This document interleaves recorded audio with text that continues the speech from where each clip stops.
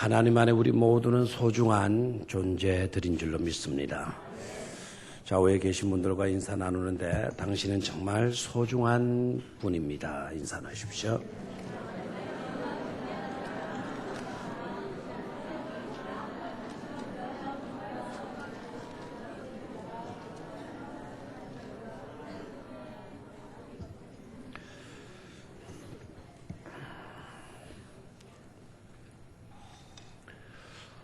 삼부 예배의 뒷자리가 많이 비었네요. 3부 예배에 나오시는 분들이 2부 예배로 좀 쏠리는 것 같아요. 2부 예배는 좀 많이 나오는데요, 사이. 3부 예배 분들이 2부 예배로 가시면 그 자리를 채워놓고 가셔야 돼요. 빈자리가 없도록. 그 2층에 젊은 분들이 아주 폼 잡고 앉아 있는데, 2층에 젊은 분들이 앉을 때 폼 잡고 앉아 있으면 안 돼요. 거기는 노약자들, 우리, 건강이 좋지 못하시는 분들 앉으셔야 되는데, 그런 자리를 또 버티고 앉아 있으면서 폼 잡으면 안 되겠죠, 그죠? 다음부터는 아래층에 오셔서 예배를 드릴 수 있기를 바랍니다. 지난번 시간에 두려움 어떻게 할 것인가, 두려움의 문제, 이거 어떻게 할 것인가, 라는 것으로 첫 번째 말씀을 드렸고, 오늘은 두 번째 시간으로 두려움의 문제 어떻게 할 것인가, 두려움의 문제를 다루도록 하겠습니다. 두 시간에 걸쳐서 두려움의 문제를 다루게 되는 것은 우리 인간의 행복의 최대의 적이 바로 두려움이기 때문에 그래요. 그리고 이 두려움이라고 하는 것에 우리가 사로잡히게 되면 좋을 것 하나도 없다라는 거죠. 좋을 것 하나 없다. 이 두려움으로 인하여서 나타나게 되는 병리 증상들을 보면 한두 가지가 아니에요. 우리가 손쉽게 여러분도 경험을 통해서 아시는 경험을 통해서 아는 일들도 있겠지만, 일단 어떤 심각한 위기적 두려움 상황에 빠지게 되면 얼굴이 창백해지잖아요. 또 어떤 경우에는 얼굴이 붉어지기도 해요. 두 가지 다 정상이 아니죠. 혈액순환에 장애가 있는 겁니다. 또 심각한 두려움에 사로잡히게 되면 뼈 마디 근육들마다 힘이 없어져요. 힘이 쫙 빠지게 되죠. 그래서 근육 마비증도 유발을 하게 됩니다. 그래서 꼼짝달싹도 할 수 없는, 신체적으로만 그런 게 아니고 이는 정신적으로, 심적으로도 이 두려움에 빠지게 되면은 심각한 장애를 일으켜요. 아무것도 하기 싫은 의욕상실증, 사람이 의기소침해 지게 되는 것입니다. 그 외에도 이 두려움이 계속되어지면 신경쇠약에 걸리기도 하고, 궤양에 걸리기도 하고, 또 호흡이 곤란해지기도 하고, 갑갑에 숨을 못 쉬는 거예요. 너무 두렵다 보니까. 그리고 우리가 자라면서도 경험을 해보았을 거고, 또 아이들을 키우면서도 경험을 해보았겠죠. 아이를 불러놓고 아주 심한 말로 야단을 칠 때, 이때까지는 아이에게 그런 일이 없었는데 아이가 화장실을 가겠다는 거예요. 한 번은 봐줘요. 그러나 이내 또 조금 있다가 또 화장실을 가겠다는 겁니다. 또 한 번 더 봐줘요. 또 조금해서 또 가겠다는 겁니다. 그러다 부모가 또 화가 나죠. 요놈, 야단 맞는 거 피하려고 네가 화장실 가고 싶다고 핑계하는 거지. 이렇게 또 야단을 치잖아요. 그거는 무식한 부부예요. 무식한 부부. 그거는 야단 맞기 싫어가지고 아이가 소변 보러 가겠다. 그게 아니거든요. 두려움에 우리가 사로잡히게 되면 빈뇨 현상이 일어나요. 오줌이 자주 마렵게 되는 것이죠. 이 두려움의 문제가 그 정도의 문제로 끝나버리는 것이 아니라는 겁니다. 지난 시간에 말씀을 드렸다시피 두려움은 더 큰 두려움으로 나아가게 된다는 거예요. 자꾸 내 몸에 힘이 없어지고 병이 있어지고 자꾸 쇠약해지고 의기소침해지고 마디마디가 다 아프고 이렇게 되다 보니까 내가 이런 모습으로 무슨 일을 하겠나. 점점 나는 더 악해지고 있는 것이로구나. 그러면서 더 큰 두려움에 빠지게 되는 겁니다. 그래서 두려움에서 두려움으로 가는 두려움 사이클이 형성이 되어진다는 겁니다. 심각한 문제가 아닐 수가 없죠. 그래서 오늘은 저는 이 두려움의 문제 어떻게 할 것인가, 이 두려움의 문제를 다루도록 하겠습니다. 첫 번째로 두려움의 문제 어떻게 할 것인가, 시선 이동입니다. 뭐라고요? 시선 이동. 시선을 이동시키라는 거예요. 보는 거를 이동시키라는 거예요. 여러분의 눈동자를 이동시키라는 거예요. 왜 그런 거 하니까 수많은 두려움의 원인들을 추적해 올라가 보니까 시선의 문제더라는 거예요. 시선의 문제. 시선으로 말미암는다라는 것을 발견했기 때문에 그래요. 가령 예를 들어서 볼까요? 인류의 시조가 아담과 이브이지 않습니까? 그런데 아담과 이브가 무화과 나무 아래 숨어 있었어요. 하나님께서 아담과 이브를 만나고 싶어서 아담과 이브를 찾아왔습니다. 동산에 잘 안 보이는 겁니다. 그래서 아담의 이름을 부르면서 아담아, 네가 어디 있냐? 라고 질문했어요. 그랬더니 아담이 대답을 하는 말이 내가 하나님 낯을 두려워하여 피하여 숨었습니다. 이렇게 나와요. 처음으로 두려움이라고 하는 단어가 거기에 등장하고 있습니다. 하나님이 두렵다는 겁니다. 그래서 제가 피하여서 숨었습니다. 이렇게 나와요. 그 두려움의 문제, 그 두려움이 어디서 나온 건가? 그 두려움이 어디서 나온 건가? 추적해 올라가서 보았더니 사탄이 이브를 꼬셔요. 이브가 또 아담을 꼬셔요. 그리고 하나님이 먹지 말라고 한 선악을 알가는 나무 열매를 따먹어요. 그런데 당장 이브가 넘어간 게 아닙니다. 당장 아담이 넘어간 게 아니에요. 이브에게 욕을 해요. 욕을 하고 가서 바로 따먹는 게 아니라 이브가 선악을 알게 하는 나무를 본 적, 그 열매를 본 적, 여기 중요합니다. 여자가 그 나무를 본 적, 먹음직도 하고 보암직도 하고 지혜롭게 할 만큼 탐스럽기도 한 나무인지라 여자가 그 열매를 따먹고 이렇게 나왔어요. 여자가 그 나무를 만져 본 적. 결국 두려움은 어디서 나왔느냐? 보는 데서 나왔다는 거예요. 시선에서 나왔다는 겁니다. 무리를 걷던 베드로, 기네스북에 아직도 그의 이름을 바꾸어 놓을 수가 없어요.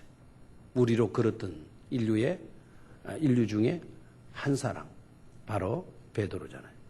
어떠한 기구를 이용하지 않고 무리를 걸었던 사람은 예수님은 제외해놓고 사람들 중에 한 사람, 오직 한 사람, 베드로밖에 없어요. 베드로. 얼마나 귀한 일을 했어요? 얼마나 대단한 겁니까? 무리로 걸어서요.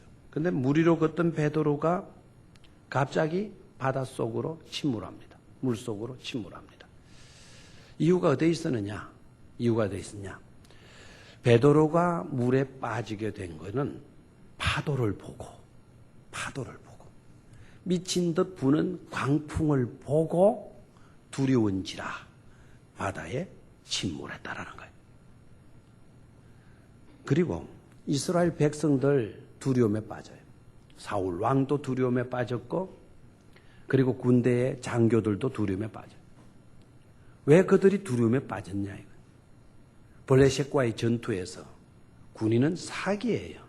곧장 죽더라도 큰 소리 해야 돼요. 용맹이 있어야 돼요. 그런데 전투도 하기 전인데도 왜 사울 왕도 떨고 있고 장군들도 군인들도 다 떨고 있는 겁니까? 그 두려움의 원인이 어디에 있었던 겁니까?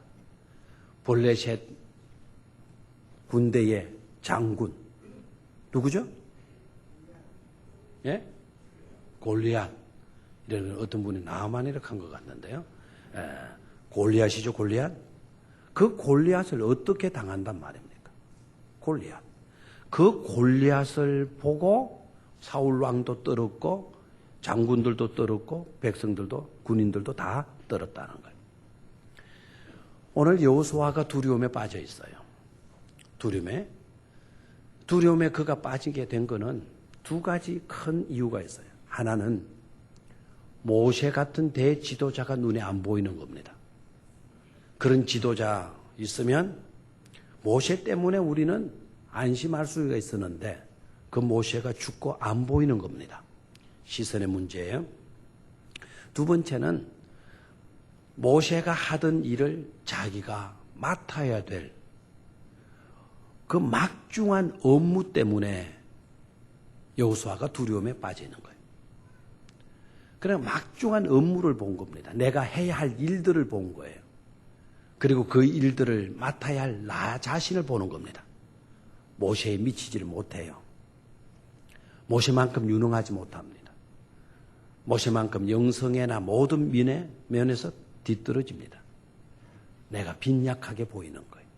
문제는 많은데, 문제는 큰데 내가 그것을 풀어갈 수 있는 능력이 내게 없는 겁니다. 나의 초라한 모습을 보고 떨고 있잖아요. 자, 이러한 요소들을 우리가 종합해서 보면 이 외에도 수많은 사건들 우리가 들여다보면 공통적으로 나타난 게 있어요. 바로 두려움은 바로 보는 데서 오더라 이거예요. 보는 데서. 그래 두려움의 문제 이거 어떻게 할 것인가? 두려움의 문제 어떻게 할 것인가? 해답은 분명합니다. 보는 걸 잘해야 된다. 지금까지 보아왔던 그와 같은 시선 가지고는 안 된다. 그 시선 이동이 있어야 된다라고 하는 것입니다. 나의 한계성을 보던 것에서 시선을 이동시켜야 돼요. 문제만을 보던 것에서 우리의 시선을 옮겨야 된다. 이 말이에요. 막중한 어떤 업무들을 보는 데서 우리의 시선을 옮겨 놓아야 된다. 우리의 무능력에만 집착하고 있던 시선에서 그 시선을 옮겨 놓아야 돼요. 어디로 옮길 것이냐. 문제에서 눈을 떼는 것으로 이야기하면 안 돼요. 문제에서. 불교에서 가르치는 것은 문제에서 눈을 떼라는 거예요. 그리고 네 자신을 망각하라는 거예요. 무아의 지경으로 들어가라는 겁니다. 내가 없는 것으로. 문제는 있어도 내가 없어지면 그거는 없는 거다. 그래서 무아의 지경으로 들어가라라고 이야기를 하는 겁니다. 근데 우리의 대답은 그렇지 않습니다. 시선을 떼는 것으로 안 되고 내 자신이 무아의 지경으로 들어가는 것도 해답이 아니다. 해답일 수가 없죠. 호랑이가 나를 삼키려고 달려옵니다. 너무 무서운 겁니다. 너무 두려운 겁니다. 이 두려움에서 탈출하려고 그러면은 나를 없애야 된다. 그래서 나는 없다. 나는 없다. 나는 없다. 나는 없어. 나는 없어. 평안해. 이럴 수 있어요? 그런다고 호랑이가 와서 안 삼킵니까? 그건 해답이 될 수가 없어요. 문제에서 시선을 떼거라 해답 아닙니다. 문제 있을 때 네 자신을 없애버려라. 무아의 지경으로 들어가라. 그것도 해답이 아닙니다. 해답은 시선 이동이에요. 어디에로의 시선 이동일까요? 성경은 해답을 여러 곳에서 주고 있지만 오늘 저는 대표적인 성경 본문으로 시편 121편을 보려고 해요. 시편 121편을 제가 소개하려고 하는데 이 시편 기자의 고백을 우리 모두가 다 유의하시기를 바랍니다. 내가 산을 향하여 눈을 돌리라. 나의 도움이 어디서 올꼬?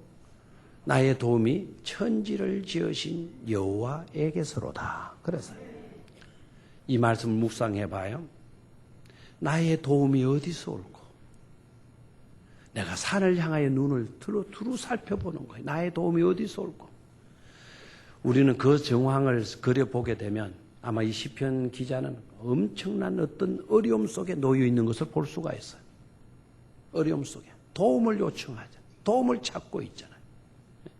어떤 심각한 문제로 인하여서 지금 두려움에 떨고 있을 수도 있단 말이에요. 나의 도움이 어디서 올고? 그래서 산을 향하여 눈을 든다 그래서. 그런데 산을 향하여서 눈을 들고 저 산 앞산 뒷산 바라보고 그게 부지런히 눈동자를 굴려가면서 그렇게 하게 되면 그게 시선 이동일까요? 아닙니다. 내가 산을 향하여 눈을 들리라. 나의 도움이 어디서 올고? 나의 도움은 천지를 지으신 여호와에게서로다 그래서요.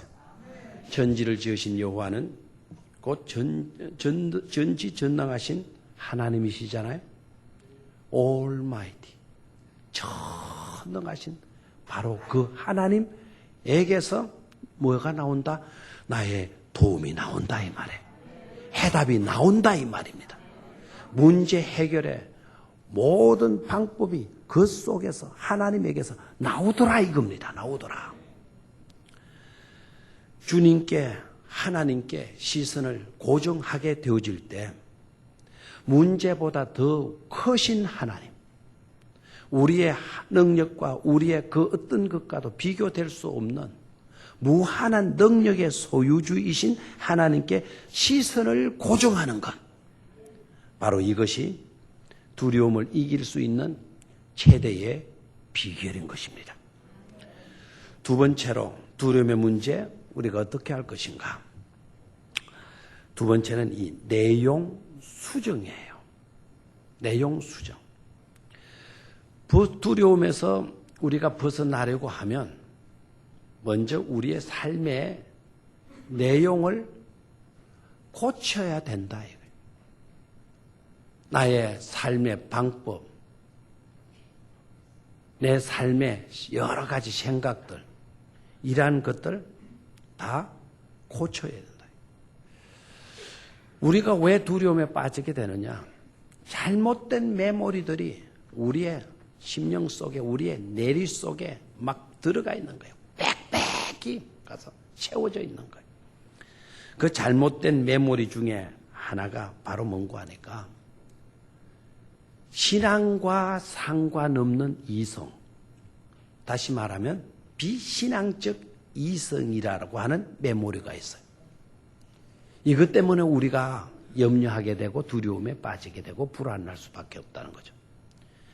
믿음이 이끄는, 신앙이 이끄는 이성이 아니라 이성만 판을 치는 거예요. 이성만. 여러분, 이성을 부인하지 마세요. 적어도 우리는 이성적 존재가 돼야 돼요. 합리적 사고를 할 수 있어야 돼요. 제가 이성을 부인하고자 하는 게 아니다. 문제는 신앙을 떠난 이성, 믿음이 전제되어져 있지 않는 그 이성, 그 이성은 바로 우리에게 한계성을 안겨주기 때문에 두려움에 봉착하게 만들어버린다는 거예요. 여러분, 어떤 일을 하게 되어질 때 신앙적 이성은 믿음으로 그것을 하고자 합니다. 가능하다 말합니다. 할 수 있다 말합니다. 왜냐? 하나님의 말씀을 믿기 때문에. 능력 주시는 자 안에서 우리가 모든 것을 할 수 있느니라. 하나님의 말씀을 믿기 때문에 신앙적 이성은 할 수 있습니다. 아멘으로 응답을 하는 겁니다. 그런데 신앙으로 지배당하지 않는 이성은 안 된다라는 거예요. 안 된다. 가령 예를 들어서 오병이어의 기적의 현장으로 들어가서 보면 어떻게 물고기 2마리, 떡덩어리 5덩어리 가지고 이 많은 사람들을 먹일 수가 있어? 이성입니다. 틀린 이야기 아니죠? 산술적으로 얼토당토하는 이야기입니다. 어떻게 떡덩어리 5덩어리 가지고 10,000명 가까이를 어떻게 이렇게 먹일 수가 있단 말입니까? 한 사람도 겨우 먹을 똥 말똥하는 양직인데 이성 가지고는 안 되잖아요. 그러나 신앙적 이성은 할 수 있다라고 믿습니다. 여기 우리에게 있는 것은이라고 이야기를 하고 그것을 주님께 내어 맡겼더니 어떻게 됐어요? 5,000명, 남자만 5,000명. 그것도 남아가지고 12강줄이 거두었고 여자도 아이도 다 먹었다 그랬어요. 놀라운 기적 아닙니까? 그런데도 우리는 신앙이 지배하는 이성으로 살려고 하지 않고 신앙을 떼어버린 채 이성으로 모든 것을 하나는 거예요. 인간적 판단, 인간적 생각, 인간적 사고, 그것으로 모든 것을 제한시키는 거예요. 그러다 보니까 한계에 부딪히죠. 한계에 부딪히니까 어떻게 돼요? 우리는 두려움에 빠지고 만다는 것이죠. 두 번째, 우리에게 있는 잘못된 메모리가 있어요. 그거는 이기주의입니다. 이기주의인데 우리 모두는 다 이기심을 갖고 있잖아요. 이기심을. 무의식 가운데 자기 방어, 그것도 자기를 지키고자 하는 이기심이죠. 이기심. 여러분 심하게는 말고 옆에 있는 사람들 눈을 찍으려고 손을 한번 팍 내밀어 봐요. 어떻게든. 진짜 치지는 말고. 그러면 눈을 깜빡거리거나 피하게 되어집니다. 그 뭐죠? 자기를 지키려고 하는 자기 방어예요. 자기 방어. 내가 다치니까, 내가 고통을 당하게 될 거니까 피하는 거예요. 자기를 뭐 눈을 깜빡해서 감아버리든지 이렇게 하지 않습니까? 다 이기심이 있어요. 그런 문제는 극단적 이기주의예요. 이거는 나만 옳다라는 거예요.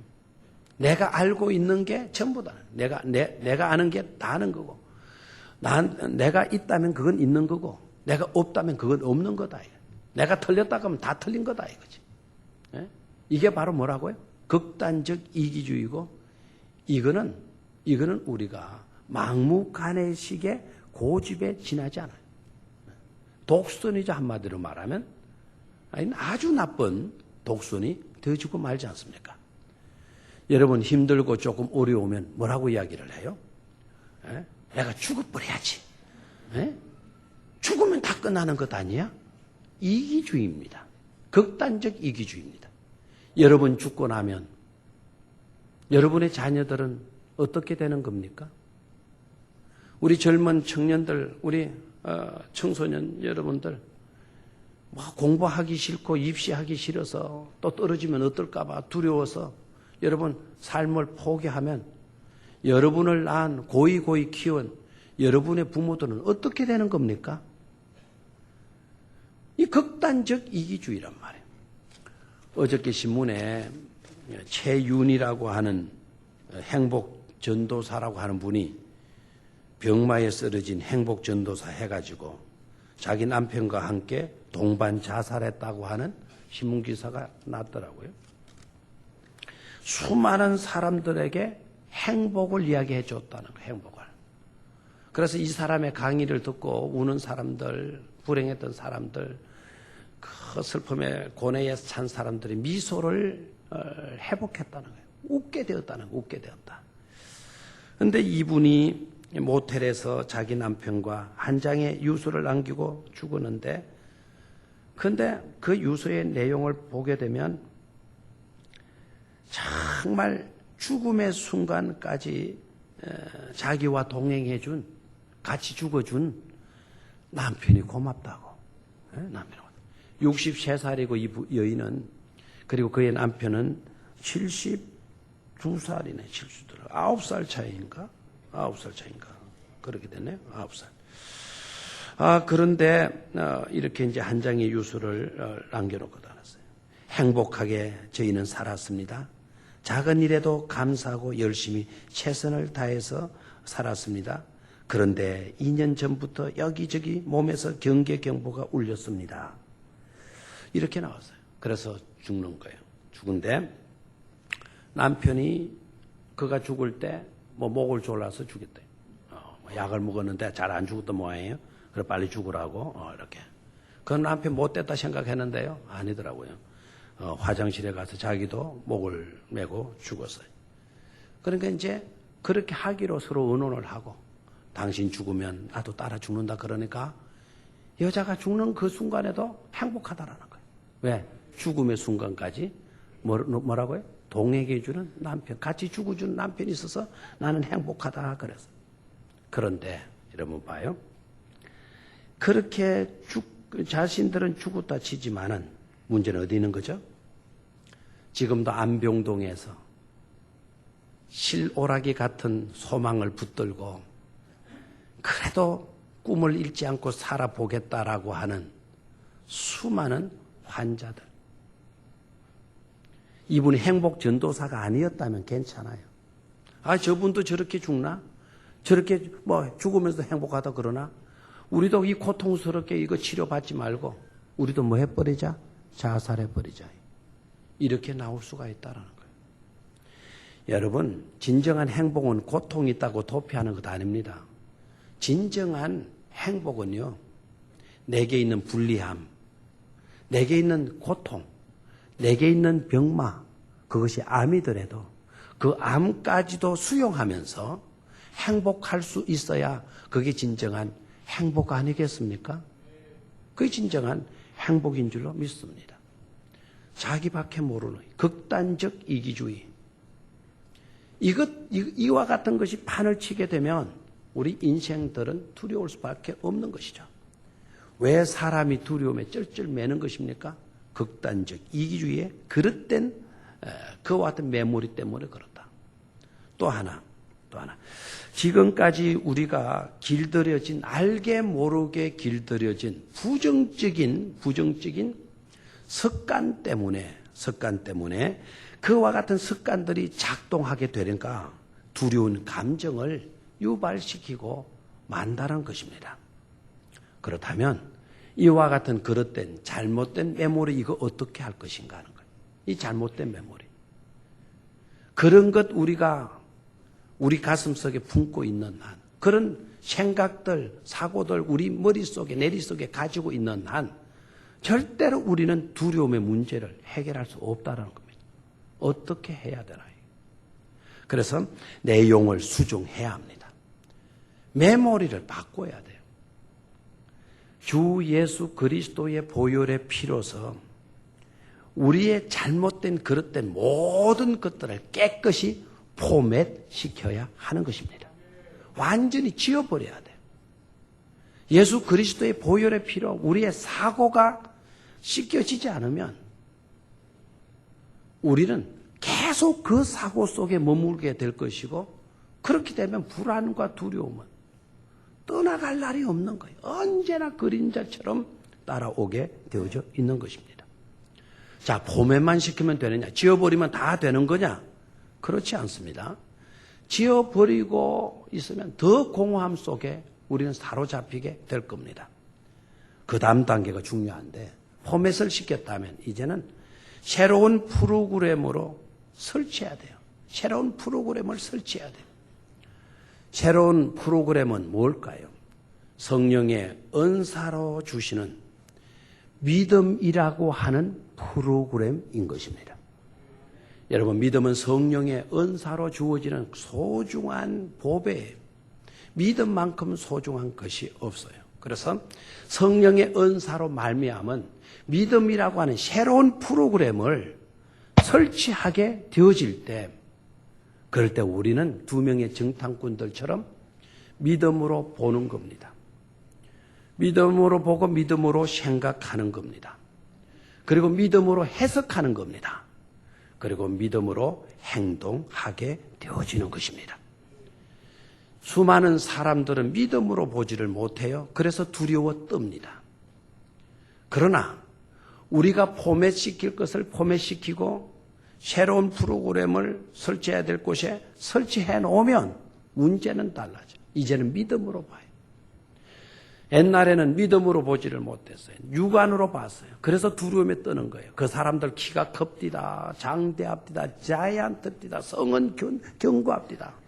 그네들 완벽한 군사력을 가지고 있습디다. 우리 당할 길 없습니다. 이렇게 되는 거예요. 그런데 포맷시킬 것 포맷시켜버리고 믿음이라고 하는 것으로 설치해 놓으니까 이제는 믿음으로 보는 거예요. 우리는 비록 아무것도 가진 것이 없으나 저 땅은 우리는 차지할 수가 있습니다. 하나님께서 만군의 여호와 하나님께서 우리에게 주심하고 하나님께서 약속해 놓으신 땅이기 때문에 우리가 들어가서 그 약속대로 믿고 차지하면 되는 것입니다라고 해석하는 거예요. 그리고 우리 그런 해석이 나왔으니 행동합시다라고 나와요. 행동합시다. 담대함이 있잖아요. 두려워 떨고 있는 모습이 아니라 약속 붙들고 나갑시다. 믿음으로 보고 믿음으로 생각하고 믿음으로 해석하고 믿음으로 행동하게 되니까 두려움은 떠나가고 진정한 축복이 그들의 삶 가운데 펼쳐지고 있는 것을 볼 수가 있습니다. 여러분, 주님께서 오늘 복음서에서 제자들에게 뭐라고 질문하나요? 너희들의 문제가 어느 정도 크냐? 지금 배가 바람이 불어서 파도가 일어나서 뒤집으려고 한다는데 너희들 문제 얼마나 크냐? 그거 물었습니까? 그거 묻지 않았어요. 문제의 크고 작음을 묻지 않고 우리 주님께서 물으신 것은 너희에게 믿음이 있느냐라고 물었어요. 어찌하여 너희들에게는 믿음이 없느냐라고 지적을 했어요. 일어나고 있는 그 바람이 태풍이냐? 태풍이라면 A급 태풍이냐, B급 태풍이냐, C급 태풍이냐? 그것 질문한 게 아니다 이거예요. 그것을 질문하지 않았다라는 것은 그 태풍의 위력이 문제되지 않는다는 것 아닙니까? 그거 묻지 않았다는 것은 그것 자체가 문제이지 않다라는 것 아닙니까? 지금 이 상황에서의 문제는 바로 뭐냐? 믿음이다라는 거예요. 믿음. 그 믿음이 어찌하여 없느냐라고. 이 역으로서 생각하면 믿음 있으면 이런 문제, 이런 두려움, 이런 불안 겪지 않았을 거다라는, 겪지 않았을 거다. 예? 태풍이, 바람이, 파도가 흉흉하여서 그게 아니더라는 것이죠. 사랑하는 성도 여러분, 그렇다면 저와 여러분들에게 있어서도 마찬가지입니다. 우리도 살다 보면 여러 가지 문제들로 떨 수도 있고 걱정할 때도 있고 염려할 때도 있을 겁니다. 고달플 때도 있을 것입니다. 그럴 때 우리의 문제가 얼마나 심각하고 크냐에 신경을 쓰거나 그런 것 때문에 두려워하거나 그런 것 때문에 정말 살기가 싫어요라고 이렇게 쓴 고백을 하는 그런 사람들은 아무도 없어야 될 줄로 믿습니다. 오히려 그런 것으로 문제를 삼지 말고 이런 상황 속에서 하나님, 제가 믿음이 없기 때문에 흔들리고 있군요. 나의 믿음 없음을 안타깝게 여기고 하나님께 무릎 꿇고 하나님께 매달려서 성령의 은사로 주어지는 믿음의 은사를 구해야 될 줄로 믿습니다. 믿음의 은사가 주어지게 되면 성령의 강건적인 역사하심에 따라서 모든 문제는 해결되어질 것입니다. 마지막으로 두려움의 문제 어떻게 할 것인가? 항로 변경입니다. 한번 따라 하십시오. 항로 변경. 정말 중요한 문제예요. 우리가 나아가는 방향, 길의 방향을 바꾸라는 거예요. 바꾸라. 어떻게, 어디로 바꾸느냐? 두려워 말라에서 두려워하라로 항로를 변경하라. 핸들을 바꾸라는 거예요. 핸들을 꺾으라는 거예요. 아니, 목사님 무슨 말씀하십니까? 지난번에 두려워 말라라는 말씀을 성경에 몇 번 하셨다고요? 그렇죠. 1년 365일. 아니, 날마다 두려워하지 말라고 하나님께서 우리에게 말씀을 해 주셨는데, 아니, 왜 지금은 두려워하라는 것으로 우리의 삶의 방향을 바꾸라고 하십니까? 도무지 무슨 말씀을 하십니까? 잘 들으십시오. 제가 은혜 받고 제가 깨닫고 정말 그렇구나 감탄했던 부분이니까요. 자, 잘 들으셔요. 제자들은 파도를 보고 광풍을 보고 뭐 했습니까? 두려워했습니다. 그 뒤편에 이어서 나면 예수님이 그 바다 그 항해를 마치고 그라사 지방에 가요. 귀신 들린, 군대 귀신 들린 젊은이를 만나요. 제자들이 군대 귀신 들린, 하나도 아니고 군대 귀신 들린 사람을 보고 제자들이 두려워했어요. 제자들만 두려운 게 아니고 마을 사람들 다 두려워했어요. 그러나 주님은 제자들이 두려워했던 그 풍랑, 말씀 한마디로 잔잔하라 말씀하셨어요. 파도가 그쳤어요. 미친 듯이 불던 광풍이 그쳤어요. 바다가 잔잔하게 되어졌더라 그래서요. 바로 뒤에 이어서 나온 귀신의 문제 때문에 마을 사람들도 제자들도 두려워서 떨었다 그랬는데 우리 주님은 그들이 떨었던 장본인 귀신 걸린 젊은이를 향하여 귀신아, 이 군대 귀신아, 이 사람에게서 나가라 이야기했어요. 나가라! 고함치지 않아요. 그냥 평범하게 나가. 그랬더니 군대 귀신이 한꺼번에 나와서 돼지떼에게 다 들어갔어요. 이렇게 되면 잘 들으셔야 돼요. 이렇게 되면 풍랑 때문에 파도 때문에 뒤집을까봐 죽을까봐 두려워했던 제자들 어떻게 되어야 되는 겁니까? 귀신 때문에 두려워 떨었던 제자들, 마을 사람들, 우리 주님께서 귀신 다 몰아냈어요. 그러면 어떻게 되어야 합니까? 두려워해야 맞아요? 평안해야 맞아요? 두려워해야 맞아요? 평안해야 맞아요? 아니 귀신 나가는데 평안해야죠. 바다 잔잔하게 되어지는데 이제 평안해야죠. 근데 성경을 잘 읽어보십시오. 평안한 제자들의 모습이 아니고 제자들의 모습이 두려워하고 있는 것으로 나타나고 있는 것입니다. 두려워해요. 아, 목사님 그렇다면 이거 뭐 달라진 게 하나도 없지 않습니까? 아까도 두려워했고 지금도 두려워하고 있네요. 뭐가 나아졌단 말입니까? 뭐가 달라졌단 말입니까? 여러분 그런 생각이 언뜻 지나갈 수도 있어요. 그러나 중요합니다. 두려움의 대상이 달라진 것입니다. 두려움의 대상이. 아까는 귀신 보고 두려워했어요. 광풍 보고 두려워했어요. 미친 듯이 치는 파도 보고 두려워했어요. 아까가 그랬어요. 이제는 제자들이 두려워하고 있는데 두려움이라도 같은 두려움이 아니라 이제는 보니까 두려움의 대상이 예수님이시고 있더라는 거예요. 귀신을 몰아내는 그 예수님을 보고 두려워하고 있는 거예요. 바다까지도 잠잠케 만들 수 있는 그 능력의 주님 보고 제자들이 뭐 하고 있어요? 두려움에 사로잡히고 있는 것입니다. 이게 중요해요. 이 사람들의 두려움의 항로가 귀신과 광풍에서 두려움의 항로가 바뀌어졌어요. 누구에게로? 주님에게로 변경된 것을 볼 수가 있습니다. 우리는 소위 이것을 이름하여서 경건이라고 하는 것입니다. 바로 뭐라고요? 경건. 경건이 바로 뭡니까? 하나님을 두려워하는 것입니다. 구약에서는 이 경건이라는 용어를 주로 경외라고 하는 말로 썼어요. 뭐라고요? 경외. 경외라는 말의 뜻이 뭐라고요?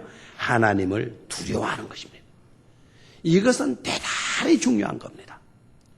여러분 세상 것들로 나의 무능으로 우리에게 산적하 있는 그런 업무 때문에 두려워한다는 것은 이건 백해무익이지만 두려워해야 할 하나님을 우리가 두려워하게 되어지면 온갖 좋은 것들이 그 속에서 우리에게 주어진다는 것을 깨닫기를 축원합니다. 잠언 말씀에 뭐라고 이야기를 해요? 여호와를 경외하는 것이 지식의 근본이다 그랬어요. 예? 여호와를 두려워하는 이것이 모든 것들을 해결할 수 있는 지식의 원천이다라는 거예요. 원천이다. 하고 보면 이 경건은, 이 두려움은 우리에게 온갖 좋은 것들을 안겨다 주는 축복의 통로가 되어지는 것이죠. 우리가 이걸 깨달아야 되겠습니다. 두려워해야 할 것을 두려워할 때 두려워하지 않아도 될 것을 두려워하지 않게 되는 은혜를 우리가 입게 되는 것이죠. 두려워하지 말아야 될 것에 우리가 집착하고 있다고 한다면, 두려워하고 있다면, 두려워해야 할 분을 우리는 두려워하지 않고 살아가는 거예요. 그러나 두려워해야 할 분을 우리가 두려워하게 되어질 때, 이 세상 우리가 두렵다 느껴지고 너무 힘들다 느껴지는 그 모든 요소들을 우리는 거뜬히 넘어설 수가 있게 된다는 말씀입니다. 한번 따라 하십시오. 두려워해야 할, 하나님을 두려워할 때 두려워할 필요가 없는 모든 일상의 것들에서 자유할 수 있다. 아멘. 제자들이 이 진리를 진작 알았더라면 그런 문제로 두려워하지 않았을 것입니다. 나도 그랬네. 지난날 너무 안타깝다. 진작 알았을 걸. 그렇게 후회하지는 마십시오. 후회한다고 그 문제는 회복되지 않지 않습니까? 지난 일들을 후회하고 있기보다는 문제는 지금부터 잘하시면 될 줄로 믿습니다. 지금부터라도, 오늘 이 시간부터라도 쓸데없는 것 가지고, 별것 아닌 것 가지고 두려워하지 말고, 제가 별것 아닌 것에 문제가 심각성이 없단 말이 아니에요. 세상적인 그 심각한 문제, 그 우리가 염려할 문제가 아니라는 거죠. 두려워해야 할 분을 두려워함으로써 두려워하지 않아도 될 두려움에서 진정 자유할 수 있는 축복된 성도들이 다 되시기를 주의 이름으로 축원합니다. 하나님 아버지, 우리는 세상을 무서워할 때가 있습니다. 큰 풍랑 보고도 두려워하고 급변하는 세대를